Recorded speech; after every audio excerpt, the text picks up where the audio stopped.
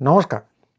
দিল্লিতে গত রাতে আরও একটা ভয়ানক কাণ্ড ঘটে গেছে, বা আরও ভয়ানক কাণ্ড ঘটতে পারত, ততটা ঘটেনি কিন্তু ঘটতে চলেছিল। তো এর আগে সংসদ অভিযানের দিন থেকেই বা তার আগে থেকেই আমরা নানা রকম কাণ্ড ঘটতে দেখছি। সংসদ অভিযানের দিন একদম ভিডিওতে দেখা গেছে যে চটি পরা পুলিশ বা পুলিশের সঙ্গে চটি পরা লোকজন, তারাও হাতে লাঠি নিয়ে নেমে পড়ছে। তারা ক্যাডার আরএসএস এর নাকি গুন্ডা সেটা আমি বলতে পারবো না, কিন্তু এরকম লোকজনকে দেখা গেছে। এবং তাদের মধ্যে কয়েকজনকে পরিষ্কার ভিডিও দেখেছি যে ওই লাঠি নিয়ে মহিলাদের পশ্চাৎদেশে বাড়ি মেরে বিমল আনন্দ উপভোগ করছেন। তো এছাড়াও আমরা দেখেছি যে কোনো কোনো কেন্দ্রীয় বাহিনীর লোকজনের নাকি নেম ট্যাগ নেই। তো এইটা নাকি ভয়ঙ্কর কিছু নামিয়ে আনার আগে করা হয় বলে শুনেছি, নিশ্চিত করে বলতে পারবো না। এবং এও ভিডিওতে দেখেছি যে একজন কেন্দ্রীয় বাহিনীর জওয়ান একদম ল্যাং মেরে একজন বিক্ষোভকারীকে ফেলে দিলেন। তো লাঠি চালানো শুনেছি, কিন্তু এই ধরনের আনন্দ প্রকাশ, আনন্দের বহিঃপ্রকাশ, এ ল্যাং মেরে দিচ্ছে, ও পিছনে বাড়ি মেরে আনন্দ পাচ্ছে, এই জিনিস ইতিপূর্বে দেখিনি। তো যাই হোক, এছাড়াও যেটা করা হয়েছে, পশ্চিমবঙ্গ থেকে নাকি 20 কোম্পানি কেন্দ্রীয় বাহিনীকে নিয়ে যাওয়া হয়েছে। শুনলাম যে কাশ্মীর থেকেও কিছু কেন্দ্রীয় বাহিনীকে নিয়ে যাওয়া হয়েছে। তো পশ্চিমবঙ্গে এরপর ডিম বাহিনীকে কে রক্ষা করবে সেটা আমি ঠিক জানি না। তো এই সমস্ত জিনিস হচ্ছে, দিল্লিতে একটা ভয়াবহ কাণ্ড ঘটতে চলেছে, এরকম আশঙ্কা অনেকেরই আছে, আমারও আছে। তো কালকে যেটা হয়েছে যে রাত্রিবেলা 8টা নাগাদ, মোটামুটি 8টা নাগাদ রাতের অন্ধকারে পুলিশ এবং কেন্দ্রীয় বাহিনী যন্তর মন্তরে লাঠি চালাতে শুরু করেছিল, কাঁদানে গ্যাসও ছুটছিল, মারধর শোনা যাচ্ছিল, কনট প্লেস অবধি ছড়িয়ে পড়েছে। তো বেশি ভিডিও পাওয়া যায়নি, খুব সম্ভবত ইন্টারনেটে কিছু বিধিনিষেধ ছিল। দৈনিক ভাস্করের একটা ভিডিও দেখেছি, দেখে মনে হচ্ছে রীতিমতো খণ্ডযুদ্ধ শুরু হয়েছে এবং যুবকদেরও দেখা যাচ্ছে এই অসম যুদ্ধে লড়ে যাচ্ছে। আগেই বললাম বেশি ভিডিও পাওয়া যায়নি, যেটুকু পাওয়া গেছে সেটুকু দেখুন।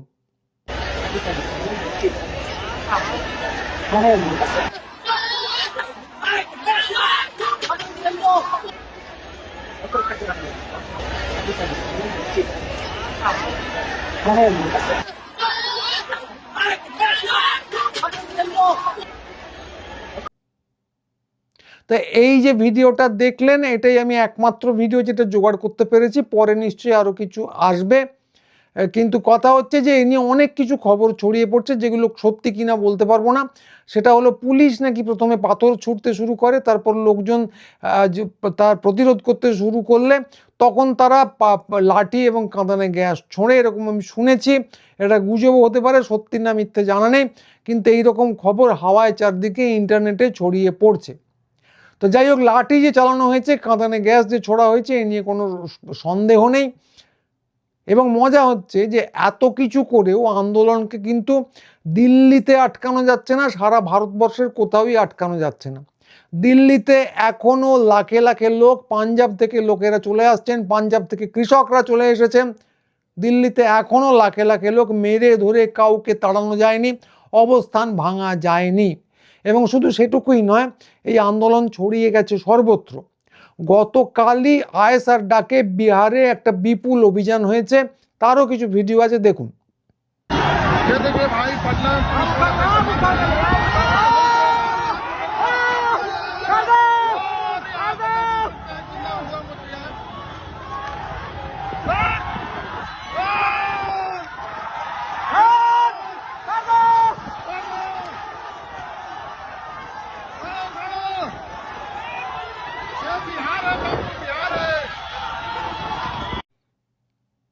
বিরাট জমাবেশ হয়েছে মুম্বাইয়েও, এবং সেই জমাবেশ অত্যন্ত উদ্দীপ্ত ছিল, তারও ভিডিও আছে, দেখুন।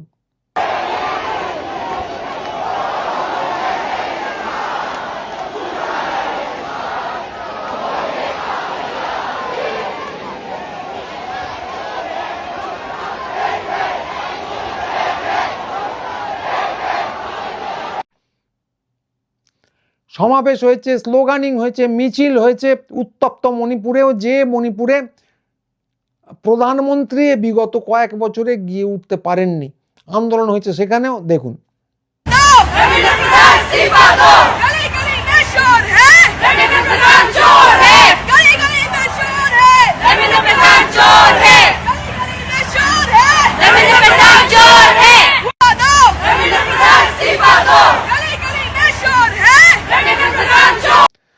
আন্দোলন হয়েছে মধ্যপ্রদেশে।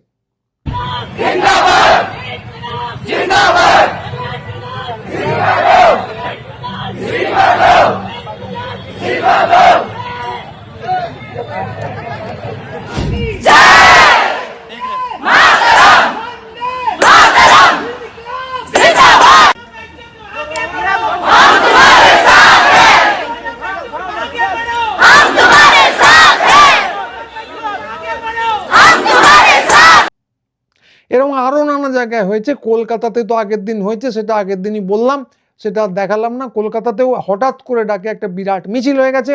এবং মনে রাখতে হবে এইগুলো কিন্তু খুব কোনোটাই ভীষণ সংগঠিত করে করা হচ্ছে তা না। এবং খবরও আগে তো আন্দোলনের খবর হলে আমরা দেখেছি নানা ক্ষেত্রে গদি মিডিয়ায় অমুক জায়গায় আন্দোলন বলে খবর চারদিকে ছড়িয়ে দেয়।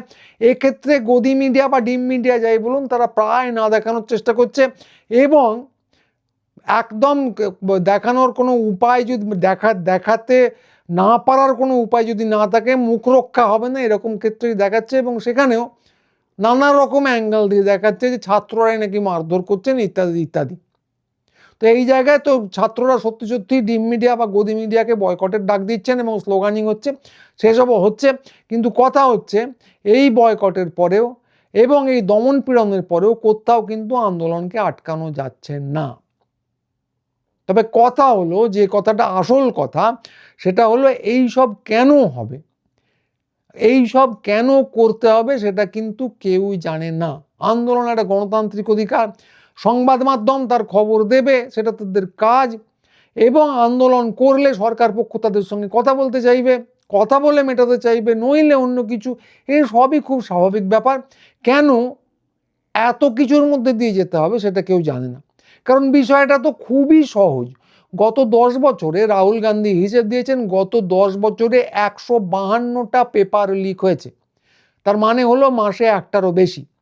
তো ন্যূনতম পদত্যাগ, ন্যূনতম লজ্জা থাকলে কেন্দ্রীয় মন্ত্রী এবং এনটিএর যারা মাথা আছেন তাদের এমনিই পদত্যাগ করা উচিত নৈতিক দায় নিয়ে। আর গদি মিডিয়া তো যারা এই খবরগুলো দেখাচ্ছে না, তাদেরও জোরদার দিয়ে মানুষের প্রতি যদি কোনো দায়বদ্ধতা থাকে, জোর দিয়ে খবরগুলো প্রচার করা উচিত। তো যাই হোক, গদি মিডিয়ার তো লজ্জা নেই, আপনারা জানেন, ভুয়ো খবর তো সারা জীবনে দিয়ে যাচ্ছে। আর এদেরও কোনো লজ্জার বালাই নেই। লজ্জা থাকলে পদত্যাগ না করুন, অন্তত ক্ষমা চাওয়া উচিত। তো এরা সেটুকুও করছেন না। প্রধানমন্ত্রী, এদের যিনি মানে দলের মাথা, সেই প্রধানমন্ত্রী বলেছেন যে প্রশ্ন ফাঁস হচ্ছে মহাপাপ, কিন্তু তার সঙ্গে আবার ইতিগজ করে বলেছেন এর দায় সকলকে নিতে হবে। কাণ্ড ভাবুন, যারা মাথায় বসে আছেন তারা দায় নেবেন না, দায় নিতে হবে অন্য লোকজনকে, সারা দেশের সকলকে। এটা হচ্ছে যাকে বলে প্রকৃত অর্থে একদম মামার বাড়ি। তো ব্যাপারটা তো শুধু নিটও নয়, ব্যাপারটা হচ্ছে যে একটা কেন্দ্রীভূত শিক্ষা ব্যবস্থার নামে স্টিম রোলার চালানো হচ্ছে। রাজ্যের হাতে ছিল আগে শিক্ষার অধিকার, সেগুলো কেড়ে নেওয়া হচ্ছে। এই সমস্ত দাবিতেই আন্দোলনগুলো হওয়া উচিত, আরও নানা কিছু নিয়ে। তো সেগুলো হচ্ছে। সরকারের উচিত কথা বলা, সেটা না বলে প্রধানমন্ত্রী এসে বলছেন যে দায়ভার সকলকে নিতে হবে। শিক্ষামন্ত্রী কথা না বলে জেপি নাড্ডা, যিনি স্বাস্থ্যমন্ত্রী, তাকে পাঠানোর চেষ্টা করছেন। তো কোন 21 আইনে শিক্ষা নিয়ে কথা বলেন স্বাস্থ্যমন্ত্রী সেটা আমি জানি না। কোন 21 আইনে প্রধানমন্ত্রী বলেন যে মহাপাপ কিন্তু দায় সকলের, সেটাও আমি জানি না। অথচ এসব হওয়ার কোনো কারণ ছিল না। সোনাম ওয়াংচুক, তিনি অনশন এখনও ভাঙেননি। তিনি হাসপাতাল থেকে কাতর অনুনয় করেছিলেন যে ছাত্রদের উপর আর যেন হিংসাত্মক হামলা না হয়। তিনি অনশন এখনও ভাঙেননি, কিন্তু ভাঙার জন্য কয়েকটা শর্তও দিয়েছিলেন। তিনি হাসপাতাল থেকে জেপি নাড্ডাকে গতকাল বিকেলেই চিঠি লিখে জানিয়েছিলেন যে তিনি নিজের রাজ্যে নিজের কাজে ফিরে যেতে চান। তিনি খুব কাতরভাবে বলেছিলেন, দেখুন বাঁচতে তো আমিও চাই। তো তিনি একটা কথাই বলেছেন যে সরকার যদি তার ন্যূনতম দুটো দাবি মেনে নেয়, তাহলেই তিনি ফিরে যাবেন অনশন ভেঙে। দুটো দাবি কি? মৃত ছাত্রছাত্রী যারা মারা গেছেন এই নিট পরীক্ষার কল্যাণে, তাদের পরিবারকে যেন যথাযোগ্য ক্ষতিপূরণ দেওয়া হয়, এক। আর দুই হচ্ছে ধৃতদের বিরুদ্ধে যেন কোনো আইনি ব্যবস্থা না নেওয়া হয়। তো এই দুটো দাবি মেনে নিলেই তিনি অনশন ভঙ্গ করে নিজের কাজে ফিরে যাবেন। তো দেখা যাচ্ছে যে ক্ষমা চাওয়াও কঠিন, দায় স্বীকার করাও কঠিন, এই সামান্য দুটো দাবি মেনে নেওয়া খুব কঠিন। কার্যত যেটা হয়েছে সেটা সম্পূর্ণ উল্টো দিকে। 55 জন বিরোধী সাংসদ দেখা করতে গিয়েছিলেন সোনাম ওয়াংচুকের সঙ্গে, দেখা করতে দেওয়া হয়নি। তো গতকাল শোনা গিয়েছিল স্বাস্থ্যমন্ত্রী নাড্ডা নাকি শিক্ষা নিয়ে আলোচনায় বসবেন। আগেই বললাম কোন 21 আইনে স্বাস্থ্যমন্ত্রী শিক্ষা নিয়ে আলোচনায় বসেন কারো জানা নেই। খুব সম্ভবত শিক্ষামন্ত্রী হয় মুখ দেখাতে লজ্জা পাচ্ছেন কিংবা শিক্ষা নিয়ে কথা বলার যোগ্যতা তার নেই, কোনো একটা হবে। তো কথা হচ্ছে যে এর পরে সিজেপির সৌরভ দাস খুব স্পষ্ট করে বলে দিয়েছেন যে আলোচনা করতে হলে যন্তর মন্তরে আসতে হবে। কারণ কথা হচ্ছে যে খোলামেলা আলোচনা হওয়াই বাঞ্ছনীয়। কোথায় গিয়ে বললেন যা চুপি চুপি কিছু কথা বলে দিলেন, তারপর বললেন ওদের তো প্রতিশ্রুতি দিয়েছি, দাবি মেনে নেবো, আসলে কিছুই নিলেন না। এই রকম জিনিস তো হতে দেওয়ার কোনো মানে নেই। খোলামেলা সামনাসামনি কথাবার্তা হোক। কিন্তু যেটা দেখা যাচ্ছে এইটাও কেউ মেনে নেওয়ার জায়গায় নেই। দেখা যাচ্ছে যন্তর মন্তরের নাড্ডা আসেননি, এসেছে তার জায়গায় কেন্দ্রীয় বাহিনী। এবং পশ্চিমবঙ্গ থেকে কাশ্মীর থেকে নিয়ে যাওয়া হচ্ছে কেন্দ্রীয় বাহিনীকে, যেন নিরাপত্তার খুব অভাব হয়েছে। ভারতবর্ষের নেতাদেরকে এত নিরাপত্তার অভাব কখনো দেখিনি। অথচ ইনি নাকি লৌহ পুরুষ, ইনি নাকি সেই নোটবন্দি থেকে শুরু করে ভারতবর্ষের নিরাপত্তা ব্যবস্থা এত আঁটোসাঁটো করে দিয়েছেন যে তারপর আর মাছি গলারও জায়গা নেই। অথচ তিনি নিজের নিরাপত্তাহীনতায় এত পরিমাণে ভুগছেন যে প্রশ্ন ওঠে যে আসলে নিরাপত্তার অবস্থাটা কি। নিরাপত্তার যদি এই অবস্থা হয় যে স্বয়ং প্রধানমন্ত্রী, দিল্লিতে একটা বিক্ষোভ হচ্ছে, প্রধানমন্ত্রী এবং স্বরাষ্ট্রমন্ত্রী দিল্লিতে একটা বিক্ষোভ হচ্ছে, ভয় পাচ্ছেন, মুম্বাইতে একটা বিক্ষোভ হচ্ছে, সেখানেও নিরাপত্তাহীনতায় ভুগছেন, কলকাতায় একটা বিক্ষোভ হচ্ছে, সেখানেও নিরাপত্তাহীনতায় ভুগছেন, এরপর তো বাথরুমে আরশোলা উঠলেও নিরাপত্তাহীনতায় ভুগবেন। তো নিরাপত্তার যারা এই অবস্থা করেছেন তাদের তো ব্যর্থতার দায় নিয়ে এমনি পদত্যাগ করা উচিত। তো সেটা তারা করবেন না, ওরা কেউই করবেন না, সে আমরা জানি। তো কোন সরকার, এর আগে কোন সরকার কথা বলতে চাই হিসেবে তার সঙ্গে ইতিগজ হিসেবে কেন্দ্রীয় বাহিনী পাঠিয়ে দিচ্ছে সেটা আমি জানি না। খুব সম্ভবত নিরাপত্তাহীনতায় যারা ভোগেন তারা এটা করতে পারেন, তো এটা করবেন, খুবই প্রত্যাশিত। তো প্রত্যাশিত যেহেতু, ফলে দিল্লির বাস্তবতা এটাই, সারা ভারতবর্ষের বাস্তবতা এটাই। কিন্তু কিছু করেই কিছু থামানো যাচ্ছে না। আন্দোলন দাবানলের মতো ছড়াচ্ছে, গদি মিডিয়া চেপে যাওয়ার চেষ্টা করছে, নক্কারজনক ভূমিকা পালন করছে, যেটুকু দেখাতে বাধ্য হচ্ছে সেটুকুই দেখাচ্ছে, তার বেশি কিচ্ছু না, এবং সেটা উল্টো দিকে ঘুরিয়ে দেখাচ্ছে। এবং বেশিরভাগ মানুষ ভারতবর্ষের গদি মিডিয়া দেখা কার্যত ছেড়ে দিয়েছেন। তো ইন্টারনেটে খবর টবর নিচ্ছেন, এবং আমরাও যেটা করবো ভাবছি যে ইন্টারনেটে বিকল্প যে চ্যানেলগুলো আছে তারা পাতা বানিয়ে রাখবো যে এখান থেকে আপনারা দেখুন, অন্য জায়গা থেকে দেখবেন না। তো সেটা করা হবে, কিন্তু অবস্থা এই। এবং এই অবস্থায় ভারতবর্ষ কার্যত ফুটছে, সর্বত্র আন্দোলন হচ্ছে। আজকের মধ্যে, আজকে যখন আপনারা ভিডিওটা শুনছেন তার মধ্যেই কি হয়ে যাবে আমি বলতে পারবো না, কিন্তু নানা জায়গায় যে মানুষ ফুসছে নিয়ে কোনো সন্দেহ নেই। কলকাতাতেও আরও মিছিলের ডাক দেওয়া হয়েছে আগামীকাল। তো সেসব মিছিলেও নিশ্চয়ই প্রচুর জনসমাগম হবে, কারণ এখন আর মিডিয়ার খবরের দরকার হচ্ছে না, সংগঠনের প্রয়োজন হচ্ছে না, মানুষ এমনি নেমে পড়ছেন রাস্তায়, এটাই হচ্ছে বাস্তবতা। এবং এইখানে রাস্তায় যে নেমে পড়ছেন, আন্দোলনে স্বতঃস্ফূর্তভাবে মানুষ নেমে পড়ছেন, সেটা সম্পর্কে আরেকটা কথা খুব স্পষ্ট করে বলা দরকার, যে যারা আপনারা দেখবেন যে শাসক দল ঘনিষ্ঠ আছেন, শাসক দলের সমর্থক যারা আছেন, তারা কথায় কথায় বলছেন ডিপ স্টেট, কথায় কথায় বলছেন অমুক জায়গা থেকে টাকা আসছে, তমুক জায়গা থেকে টাকা আসছে, এবং খুব কনভিকশন নিয়ে, খুব দার্ঢ্যের সঙ্গে বলছেন। কি করে জানলেন জানি না, কোত্থেকে টাকা আসছে সে খবর তারা কোত্থেকে পাচ্ছেন সেটা বলছেন না, সম্ভবত হোয়াটসঅ্যাপ ইউনিভার্সিটি থেকে আসছে। তা মানুষ মানুষের নামে কুৎসা করে, সে করতেই পারে, অসুবিধে কিছু নেই। কিন্তু কথা হচ্ছে এইটা বলে তারা তার সঙ্গে খুব গরম গরম কথা বলছেন, এদের চরম শাস্তি দেওয়া দরকার, এদের প্রত্যেককে জেলে পুরে দেওয়া দরকার, সব কটাকে ধরে ধরে জেলে ভরতে হবে, এমন দিয়ে দিতে হবে যেন এরা আর আন্দোলন না করতে পারে। তো এইগুলো এরা খুব দার্ঢ্যের সঙ্গে বলছেন। এবং এদের যারা মাথা, প্রশাসনিক কর্তা, বিজেপির লোকজন, তারা বলছেন মনে রাখবেন এই আগের মতো দুর্বল সরকার নয়, আমরা কড়া হাতে দমন করব। তো কথা যেটা, সেটা হচ্ছে এইগুলো কিন্তু ভারতবর্ষের যে গণতান্ত্রিক রীতিনীতি তার সম্পূর্ণ বিরুদ্ধে। গণতন্ত্র মানে হচ্ছে ভিন্ন মত পোষণ করার অধিকার, কিন্তু সেটুকু কাণ্ডজ্ঞান এদের নেই। থাকলে অতি অবশ্যই বিজেপি করতেন না, কারণ ভারতবর্ষ তো একটা আন্দোলন করে স্বাধীনতা অর্জন করেছে, দেশভাগ টেশভাগ যাই হোক, আন্দোলন করে স্বাধীনতা অর্জন করেছে। তো তারা যারা স্বাধীন করেছেন তারা জানতেন যে স্বাধীনতার মূল্য কি, গণতন্ত্রের মূল্য কি, যেটার অভাব তারা ব্রিটিশ জমানায় বোধ করেছেন। ফলে ভারতবর্ষের লোকজনের গণতান্ত্রিক অধিকার তারা সুনিশ্চিত করেছেন সংবিধান এবং অন্যান্য জিনিসের মাধ্যমে।